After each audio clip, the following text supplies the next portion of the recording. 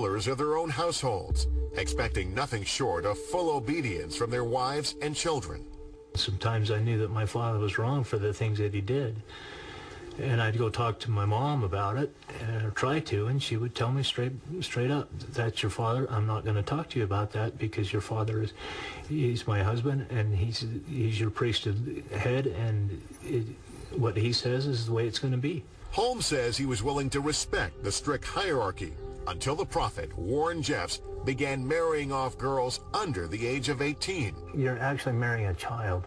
I brought up 4 daughters of my own, and I can't imagine me marrying them off at younger than 18. I mean, even at 18, I think they should wait. I've spoken with people in the community, and, you know, these are not unintelligent people. You know, they're bright, they're industrious, they're very hardworking, they're good at business. Stephen Singular interviewed a number of FLDS members while writing When Men Become Gods, a book about Warren Jeffs and the FLDS.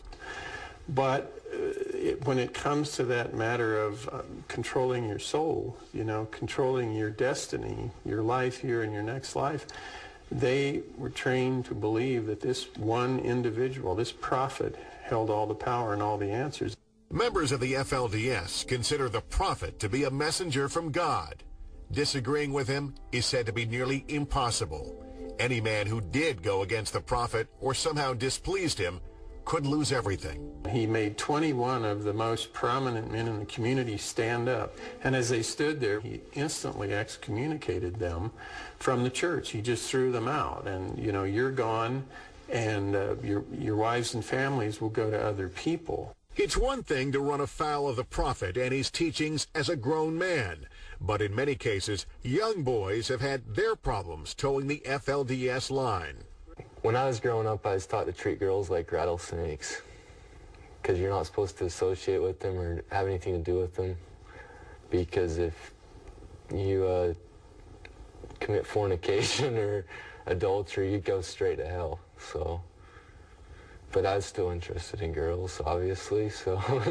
Simon Barlow grew up in Colorado City, Arizona, and went to Alta Academy during the tightly controlled reign of Warren Jeffs. Among the rules, no radio, no TV, no novels. They had a saying called pray and obey, so pretty much everybody's supposed to be submissive, and that's kind of the reason that the young boys get kicked out, is because they're boys and they ain't always going to do what they're told. According to Simon, independent thinkers got into trouble, while the obedient were promised wives and a chance at heaven. That's what he expected for himself, but that's not how it worked out. I grew up expecting to get married when I was probably 21, 22, but then by the time I was 13 or 14, all the girls in my class were getting married, and so that's when I started questioning whether I really wanted to be there or not, because these are friends and stuff, you know, that I knew, and they're getting married to people that are 30 or older. Simon left school after 8th grade and went to work at a dairy farm outside the community. That's where he began to drift away from Jeffs and FLDS teachings. He listened to the radio, went to movies, and stayed out late until he got caught. My stepdad asked me if I was going to quit going to the movies and doing bad stuff like that. I was like, it'll probably happen again. And then I says, as a matter of fact, I don't really want to go to church anymore either. And at that point, I guess, he decided that I would be a bad influence to my younger brothers. So he said, pack up all your stuff and get it out of the house by Monday, or it's going to be on the street. At age 17, Simon joined the ranks of the so-called Lost Boys, the name given to the group of underage boys who left or were kicked out of the FLDS. Imagine taking a 14 or 15-year-old kid and saying, here, you're on your own with nothing. You know, you didn't really have an education, you didn't have resources. And there are estimates of 1,000 of these boys leaving the community, ending up on the streets of St. George or Salt Lake or Las Vegas and having to fend for themselves. I mean, there are only so many women to go around in these situations, and every boy was a potential competitor with an older man. Just got rid of them. I mean, obviously there have been some of those kids. I don't think they are nearly the numbers that are sometimes held out. I don't think the issue is competition for brides. I've never seen it that way, partly because I have seen a lot of monogamous households who are intent on staying monogamous in that community. Like some other lost boys, with little family support and a newfound freedom, Simon says he abused drugs and ran afoul of the law. It took nearly 5 years for him to learn to set his own limits. In that time, he's come to see the FLDS in a whole new light. I really didn't think about it as brainwashing or mind control until after I left the community, and I didn't realize how weird it was, and the longer I've been away from there, the more messed up it seemed to me. Today, Simon wants what a lot of young men want: to go to college, find a good job, and get married. But there's one thing he isn't searching for.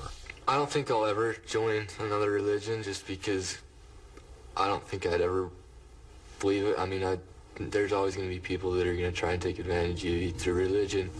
I will say the prayer to begin with. Up next, a former member fears for the children of the FLDS now that they're back home. What we've experienced in Utah and Arizona for so many years is being helped for a split second and then being returned back to the abuse. And that's even worse than if they never came in.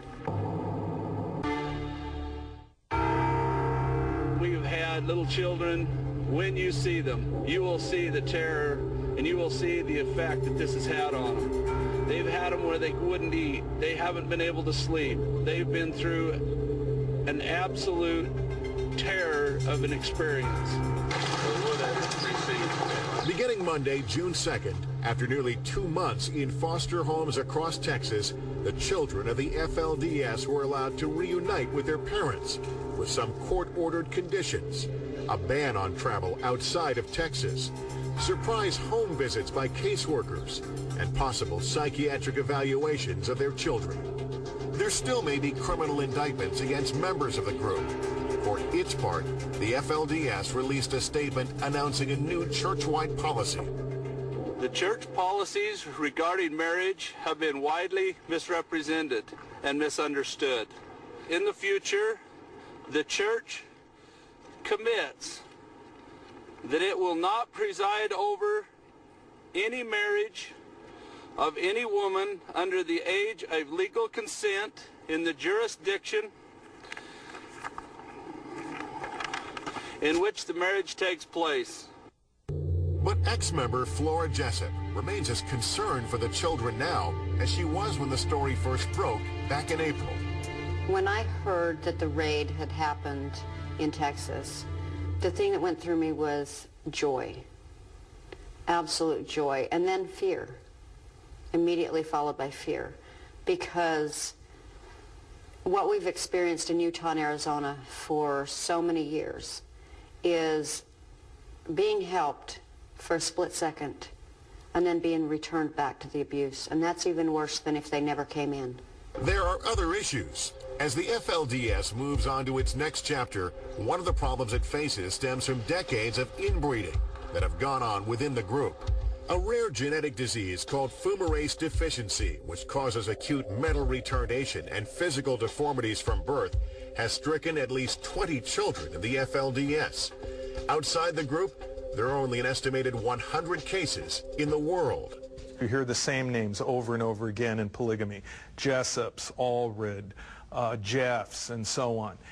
The genetic pool that these people are operating within is so limited that they have diseases that reflect the intermarriage between these same families over generations.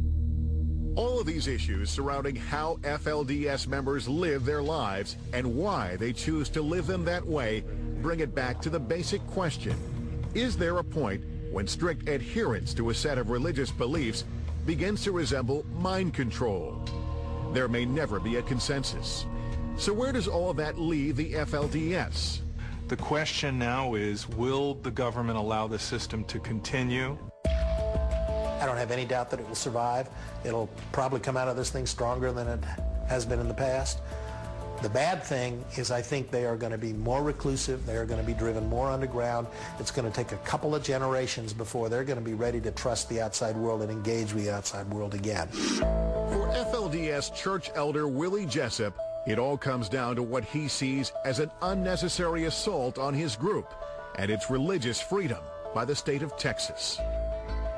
You know, they didn't find, and they'll never find, a justification to tear people in a community apart.